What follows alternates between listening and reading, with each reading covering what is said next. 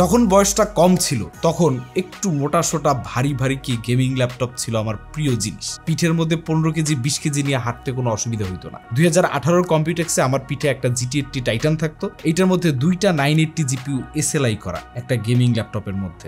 ওজন প্রবাবলি 18 থেকে 20 কেজির মতো ছিল যতদূর মনে পড়ে। তখন যত ল্যাপটপে রিভিউ করতাম থিন লাইটের পরে গার্বেজ শব্দটা মুখে চলে আসতো। এরপরে বয়স যখন বাড়া শুরু হইলো, ব্যাক পেইন, মাজা ব্যথা, হ্যান ত্যান, তখন থেকে কেন জানি চিকন ল্যাপটপগুলো একটু আসক্ত হয়ে পড়া শুরু করলাম। আমার কাছে আছে ডেলের একটা ল্যাপটপ, এইটার মডেল এক্সাক্ট কত আমার মনে নাই, তবে এইটা 2010 এর একটা ল্যাপটপ। দেখেন এটার থিকনেস, এটা কিন্তু একটা গেমিং ল্যাপটপও না, এটা বেসিক ক্যাজুয়াল ল্যাপটপ। আর গত বছর কম্পিউটেক্সে অ্যাসুস লঞ্চ করে তাদের নতুন টাফ সিরিজের ল্যাপটপ। টাফ সিরিজের মধ্যে থিন ফর্ম ফ্যাক্টরের ল্যাপটপ লাইন আপ, সেগুলোর একটা আমার কাছে আছে। দেখেন এইটার থিকনেস কত। এখন এই থিন লাইট করতে গিয়ে ল্যাপটপটা গার্বেজে পরিণত হয়েছে কিনা এটা নিয়ে আজকে আলোচনা হবে। আপনাদের সাথে রয়েছে আমি অরণ্য জামান, আপনারা দেখছেন পিসি builder Bangladesh.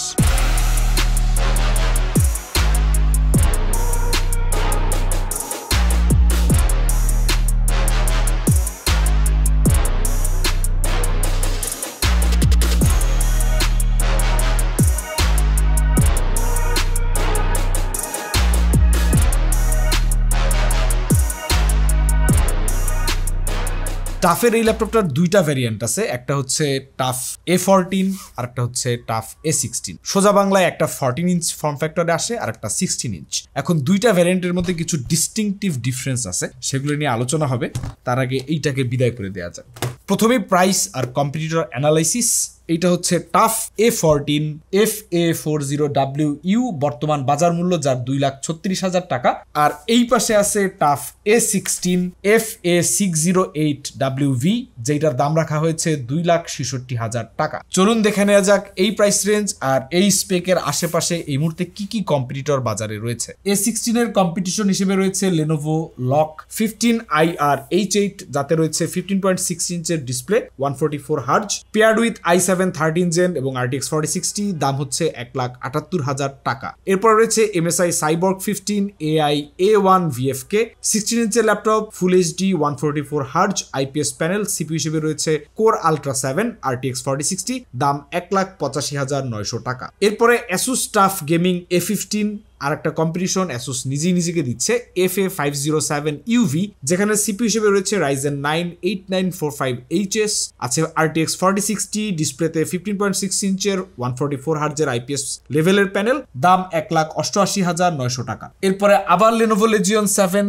16IR X9, CPU হিসেবে রয়েছে Core i7 14 gen, RTX 4060, display হিসেবে রয়েছে 16 ইঞ্চের display, 3.2K resolution, 165 hertz, price 2,55,000 টাকা। এবং সবার শেষে MSI Stealth A16AI Plus A3HVFG, যেখানে CPU হিসেবে রয়েছে Ryzen AI9 365, GPU হিসেবে রয়েছে RTX 4060, একটা 16 ইঞ্চের QHD Plus IPS ডিসপ্লে রয়েছে, দাম 2,68,900 টাকা। অর্থাৎ সিমিলার স্পেকের সিমিলার প্রাইস রেঞ্জে এর থেকে কম দামে বেশ কিছু ল্যাপটপ রয়েছে, আবার দুই একটা ভ্যারিয়েন্টের দাম কিছুটা বেশি। আর A14 এর কম্পিটিশন বলতে এই ফর্ম ফ্যাক্টরে ডেডিকেটেড GPU আছে এরকম ল্যাপটপ বাজারে আর একটাই আছে, Lenovo IdeaPad Pro 5 14 AHP9, যাতে কিনা CPU হিসেবে Ryzen 7 8845HS রয়েছে, RTX 3050, ডিসপ্লে সাইজ তো 14 ইঞ্চের, 2.8K OLED একটা প্যানেল, বর্তমান বাজার মূল্য 1,75,000 টাকা। কম্পিটিটর অ্যানালাইসিসের পরপরই আমরা সচরাচর বিল্ড কোয়ালিটি এবং আউটলুক ইন্সপেকশনে চলে যাই, কিন্তু আজকে এই দুইটা ল্যাপটপের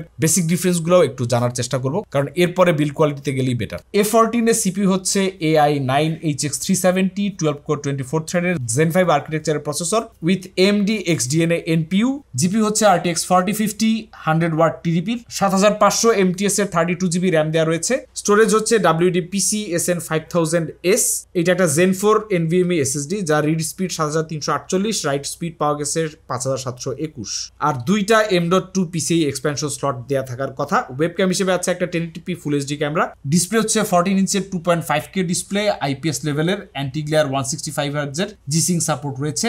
আর উল্টা দিকে A16 এর সেম প্রসেসর আছে AI9 HX370, GPU আছে RTX 4060, যেটা TDP আবার 140W, অর্থাৎ রেগুলার 100 215 ওয়াটের মোবাইল RTX 4060 থেকে হায়ার একটু ওভারক্লক ভার্সন বলতে পারেন, বেশি পাওয়ার কনজিউম করার কারণে FPS একটু বেশি দেওয়ার কথা। স্টোরেজ হিসেবে ইউজ করা হয়েছে same 1TB Zen 4 NVMe SSD, read speed 5016, right speed একটু ড্রপ করছে 3654, ক্যামেরাও মোটামুটি সেম কিন্তু IR আছে। ওয়্যারলেস কানেক্টিভিটিতে এখানেও same 2.2 triple band wifi 6E plus Bluetooth 5.3। Tough A14 এর ব্যাটারি ছিল 73 ওয়াট আওয়ার আর টাফ A16 এ হচ্ছে 90 ওয়াট আওয়ার, 4 সেলের লিথিয়াম আয়ন ব্যাটারি দুইটাই। A14 এর 200 ওয়াটের পাওয়ার ব্রিক আর A16 এর 240 ওয়াটের পাওয়ার ব্রিক। ডিসপ্লে হিসেবে A16 এ রয়েছে 1080p একটা সেম ডিসপ্লে, যেটা আবার TN, রিফ্রেশ রেট 144 হার্জ। এরপরে বিল্ড কোয়ালিটি এবং আউটলুক ইন্সপেকশন অলমোস্ট সেম, দুইটা ল্যাপটপের মধ্যে খুব বেশি কিছু ডিফারেন্স নাই দেখতে, খালি ফর্ম ফ্যাক্টরটা ডিফারেন্ট। ফর্ম ফ্যাক্টরটা ডিফারেন্ট হওয়ার কারণে সবকিছু একটু স্কুইজ হয়ে গেছে 14 ইঞ্চের মধ্যে। ভেন্টস গুলার ডিজাইনের সামান্য ডিফারেন্স আছে, দুইটা যদি আপনারা দেখেন বুঝতে পারবেন। দুইটারই বাম পাশে টাফের লোগো দেয়া আছে, টাফের ব্র্যান্ডিং আর কি, এছাড়া বাকি পুরাটাই ক্লিন ম্যাট ফিনিশের মতো। সো ফিঙ্গারপ্রিন্ট কিছুটা পরে কিন্তু অত বেশিও না। দুইটাই এক হাত দিয়ে আরামসে খোলা যাচ্ছে এবং দুইটাই নর্মাল বেসিক গেমিং ল্যাপটপ থেকে একটু স্লিমার ফর্ম ফ্যাক্টরে আসতেছে। বিশেষ করে টাফ A14টা বেশি জোস লাগতেছে। যদি পয়সা থাকতো তাহলে একটা টাফ A14 কিনে নিতাম, কারণ গেমিং ল্যাপটপ, উইন্ডোজ ল্যাপটপ আমার প্রাইমারি চয়েস। কিন্তু ওজন আর পিঠের মধ্যে একটা কম্প্রোমাইজ করতে গিয়ে আমাকে বেছে নিতে হয়েছে M1 Air। A14 এর কিবোর্ডের সাইজ হচ্ছে অ্যারাউন্ড 60% 65%, আলাদা কোনো নামপ্যাড নাই। A16 এর মধ্যে ফুল লেআউটের কিবোর্ড, নামপ্যাড সহ। ট্র্যাকপ্যাড দুইটার মধ্যে সিমিলার সাইজেরই মনে হইলো না, A14 একটু ছোট, A16 একটু বড়। আর ভেতরের লুকটুক মোটামুটি সেম।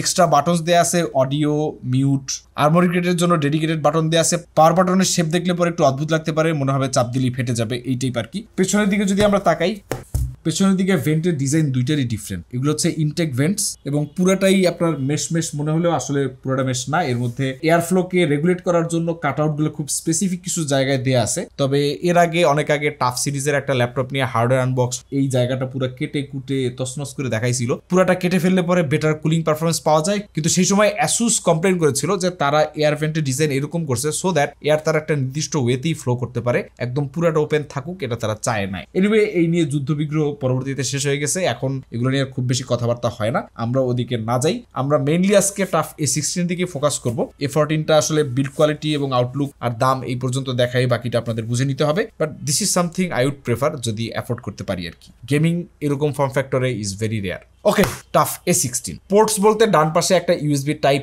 A 10G পোর্ট আছে, আর কোনো পোর্টের পাশে দেখতে পাইতেছি না। পেছনে তো ভেন্টস, ডান পাশে কোনো ভেন্টসও নাই, পেছনেই খালি ভেন্টস। বাম পাশে অনেক পোর্টস, প্রথমেই DC ইন, তারপর একটা ফুল সাইজের গিগাবিট ইথারনেট পোর্ট, তারপর একটা HDMI 2.1, তারপরে দুইটা টাইপ সি পোর্ট, যার মধ্যে একটা হচ্ছে 10Gbps DP, তারপর একটা type A USB port 10Gbps, তারপরে অডিও কম্বো জ্যাক। যদিও এইখানে কোনো 40G পোর্টের কথা লেখা নাই, বাট এটা স্পেসিফিকেশনে দেখলে হয়তো একটু ক্লিয়ার হয়ে যাবে যে এখানে 40G পোর্ট আছে কিনা। যাই হোক, এবার A16 এর কিবোর্ড ট্র্যাকপ্যাডের দিকে একটু ফোকাস করা যাক। 16 ইঞ্চির ল্যাপটপ, সো কিবোর্ড বেশ বড়সড়, বড় ট্র্যাকপ্যাড। কিবোর্ড হিসেবে ব্যবহার করা হয়েছে একটা ফুল সাইজের চিকলেট কিবোর্ড। 4টা স্পেশাল বাটন তো রয়েছে, আগেই বলেছি। Software controllable 1 zone RGB backlight আছে এবং এইটার মধ্যেও আছে এই যুগের যুগান্তকারী সেই কোপাইলট বাটন। উইন্ডোজ কোপাইলটকে এত বেশি ফোকাস দিতেছে, উইন্ডোজের মার্কেট শেয়ার একটু কমে গেছিল, বাট কোপাইলট, AI এগুলো ইন্টিগ্রেট করার পরে কিন্তু মাইক্রোসফটের মার্কেট শেয়ার আবার বাড়ছে এবং তারা ওয়ার্ল্ডের টপ কোম্পানিগুলোর দিকে চলে গেছে। That means Bill Gates is earning more than ever. Anyway, এই ডেডিকেটেড কোপাইলট বাটনটা প্রেস করে আপনি পাবেন AI এর একটা অ্যাসিস্ট্যান্ট, যেটার সাথে আপনি কথাবার্তা বলতে পারবেন এবং টুকটাক প্রম্পট দিয়ে কিছু জিনিসপত্র জেনারেট করতে পারেন। কিন্তু এইটা নিয়ে আমরা আজকে ফোকাস করবো না, কারণ কোপাইলট নিয়ে কন্টেন্ট বানাইতে গেলে একটা টোটাল আলাদা কন্টেন্ট বানাইতে হবে। এনিওয়ে, কোপাইলট বাটন আছে এবং এগুলো কোপাইলট ল্যাপটপ। উইন্ডোজ কোপাইলটকে ফিচার করছিল এবারে কম্পিউটেক্সে। অলমোস্ট প্রত্যেকটা ব্র্যান্ডের সাথে তারা কোপাইলট নিয়ে কোলাবোরেশন করছে, কিন্তু এই মুহূর্তে বাজারে সম্ভবত অ্যাসোসিয়েরই সবচেয়ে বেশি লাইন আপ আছে ল্যাপটপের, যেগুলোর মধ্যে কোপাইলট বাটন ডেডিকেটেড দেয়া আছে, অর্থাৎ কোপাইলট প্লাস ল্যাপটপ। কিবোর্ডের ফিডব্যাক ডিসেন্ট ছিল, টাইপ করার সময় একদম অ্যাভারেজ বা চিপ মনে হয় নাই। ফিডব্যাক যথেষ্ট ভালো মনে হয়েছে। টাচপ্যাডের সাইজ অ্যাভারেজ ছিল, লেফট রাইট বাটনের ফিডব্যাকগুলো ক্লিকি ছিল, surface smooth. Overall fully controllable, per key RGB না থাকাটাকে বাদ দিলে কিবোর্ড এবং টাচপ্যাড নিয়ে খুব একটা কমপ্লেন করার সুযোগ নাই। এরপরে ডিসপ্লে 14 থেকে 16 ইঞ্চের যে ফর্ম ফ্যাক্টর আছে, এখানে ডিসপ্লে সাইজ অবশ্যই অনেক বড় হবে, এটাই স্বাভাবিক। এবার আমরা এটার কালার এবং রিয়েল লাইফ এক্সপিরিয়েন্স নিয়ে একটু কথা বলে ফেলি। Out of the box display colour over saturated, contrasty, মারাত্মক আই ক্যাচি এরকমটা মনে হয় নাই, বেশ নিউট্রাল কালার মনে হয়েছে।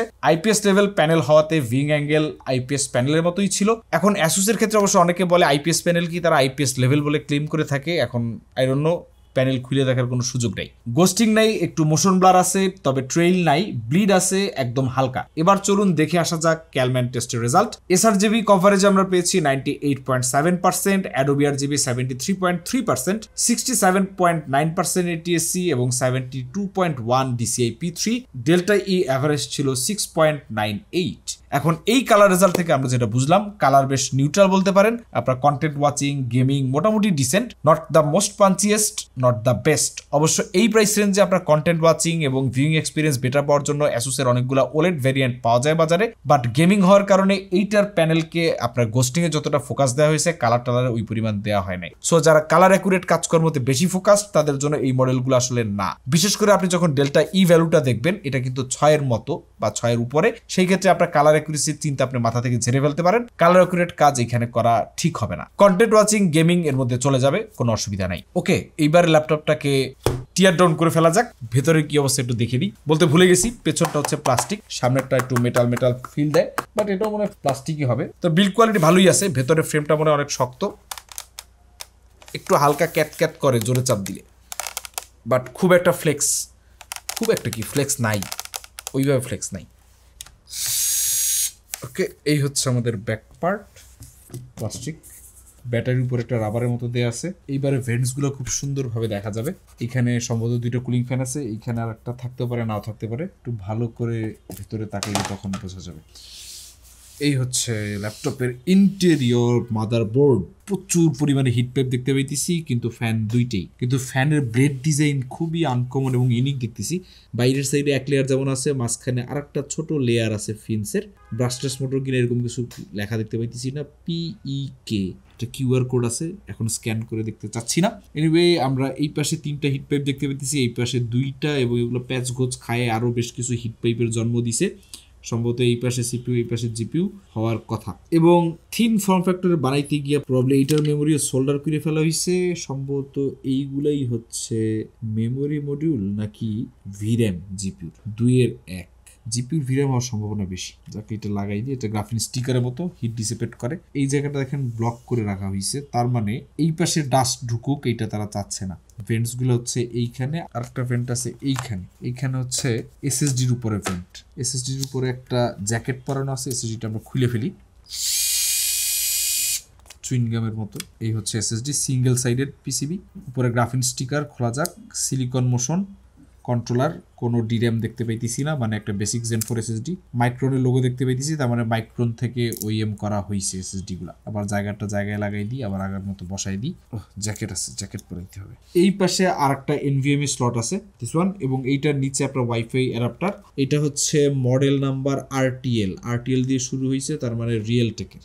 এই হচ্ছে ল্যাপটপের ইন্টেরিয়র, এবং সবার নিচে আছে 4 সেলের 90 ওয়াট আওয়ারের লিথিয়াম আয়ন ব্যাটারি। র্যাম যেহেতু দেয়া আছে সোল্ডার্ড, তার মানে আপনি চাইলেই মেমোরি আপগ্রেড করতে পারবেন না। অবশ্য 32 জিবির মেমোরি থাকলে আপগ্রেড করা খুব একটা দরকারও হয় না। এইবার একটু এয়ার ফ্লো ডাইনামিক্সটা আমরা চেক করি। ওকে, আমরা পারফরমেন্স মোডে আছি। ফ্যান 2টা তুখোরভাবে ঘুরতেছে। স্মল একটা অদ্ভুত আপগ্রেড, কিন্তু এতে এয়ার ফ্লো আসলে বাড়ার কথা, এবং ফ্লো দেখে মনে হইতেছে যে এয়ার পুল বেশ ভালোই হইতেছে, আরপিএম বেশ হাই, এবং বাতাস ভেতরেও কয়েক জায়গা দিয়ে ডিরেক্ট হইতেছে। ধোয়া দেখেন আপনার ভেতরে সেকশনগুলোর দিকেও যাইতেছে, কিন্তু এইখানে যে একটা রাবার প্যাড দেওয়া আছে, এর ভেতর দিয়ে কিন্তু আর বাতাস ঢুকতেছে না। আর এক্সস্ট উপরেরটা ভালোই কাজ করতেছে। এবার উপরে ফ্যানটা দেখি। ভিআরএম সেকশনের উপর দিয়ে কিন্তু এয়ারের একটা ভালো ফ্লো আছে। এখানে একটা কাট আউট রাখাই হয়েছে যাতে এখান থেকে এয়ার ফ্লো করতে পারে। ব্যাস, মোটামুটি একটা আইডিয়া পাওয়া গেল যে কিভাবে এয়ার ফ্লোটা কাজ করে। এই বল ল্যাপটপটাকে ক্লোজ করে দেওয়া যাক। ওকে, ল্যাপটপের অ্যাসেম্বলি শেষ। এরপরে একটু সাউন্ড শুনে নিই, তারপরে ডিটেইল পারফরম্যান্স টেস্টে চলে যাচ্ছি।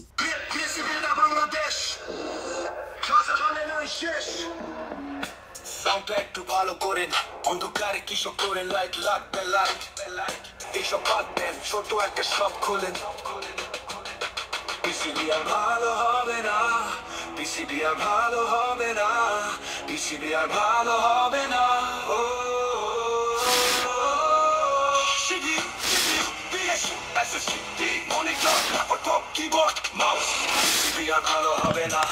সাউন্ড বেশ ক্লিয়ার, আপনার ক্ল্যারিটি ভালোই, মিড টোন হাই টোনস মোটামুটি আইডেন্টিফাই করা যাচ্ছে ভালোই, বেস খুব বেশি আছে এমনটা বলবো না, শোনা যায়, লাউডনেসও ডিসেন্ট, খারাপ না, বাট এর থেকে জেফাইরাসের সাউন্ড বেটার, যদিও এটা একটা চিকন ল্যাপটপ। কিন্তু যেটা মেনশন করতে হবে, সাউন্ড টেস্ট করতে গিয়ে আমি দেখলাম যে লিডটা টেবিল নড়লে পরে নড়ে, ফু দিলে পরে বেশ জোরে যদি একটা স্ট্রং উইন্ড ফ্লো তৈরি হয় আপনার তুখোর ফ্যানের কারণে, যদি আপনার একটা জনি স্টর্মি ফ্যান থেকে থাকে তাহলে এটা লিডটা কাঁপে। এখন এই কাঁপাকাঁপি থাবাইতে হইলে আপনাকে খুব বেশি ডিরেক্ট এয়ার ফ্লোর মধ্যে এটা ফেলা যাবে না, টেবিল ঝাঁকাঝাঁকি করা যাবে না, তাইলে এই লিডটা নড়বে। অনেক ল্যাপটপে আমরা এই লিডের নড়াচড়া এর থেকে কম দেখেছি। এনিওয়ে, এরপরে হচ্ছে detail performance test.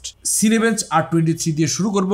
Single core এবং মাল্টি কোরে 10 মিনিটের স্ট্রেস টেস্ট দেওয়া হবে। টেস্ট চলাকালীন সর্বোচ্চ টেম্পারেচার আমরা দেখেছি 91 ডিগ্রি সেলসিয়াস, সর্বোচ্চ পাওয়ার কনজাম্পশন ছিল 56 ওয়াট। বেঞ্চমার্ক শেষে আমরা সিঙ্গেল করে পেয়েছি 2012 পয়েন্টস, মাল্টি করে আমরা পেয়েছি 21416 পয়েন্টস।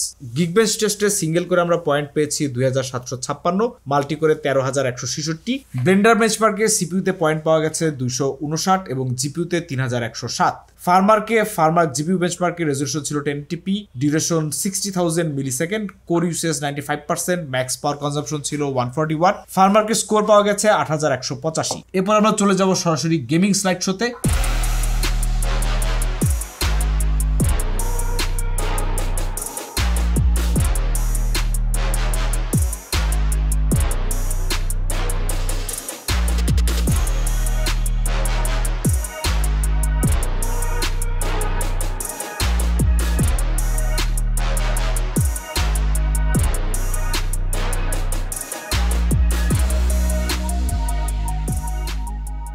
এবার ফাইনাল থটস, কে নেবেন বা কে নেবেন না। টাফ A16 আমি যদি বলি, টাফ A16 নিঃসন্দেহে বিগার এবং বেটার পারফরমেন্স দেয় কম্পেয়ার টু টাফ A14। কম্পিটিটরের সাথে যদি তুলনা করেন তাহলে এটার মধ্যে 140 ওয়াটের 4060 আছে, সো FPS একটু বেশি পাওয়া যায় এবং কিছুটা থিন বানানো হয়েছে, ফর্ম ফ্যাক্টর কিছুটা স্লিক করা হয়েছে। তবে তবে তবে দিস থিং এইটার পারফরমেন্সের কথায় না যাই, কারণ এটা চিকন চাকন হওয়ার কারণে পারফরমেন্স অনেক ক্ষেত্রে একটু কম হবে, বাট এরকম ফর্ম ফ্যাক্টরের gaming laptop, gaming Windows laptop অনেকের জন্য ডিল ব্রেকার হইতে পারে। আমার টাকা থাকলে আমি এটি কিনে ফেলতাম, কোনো কথা নাই।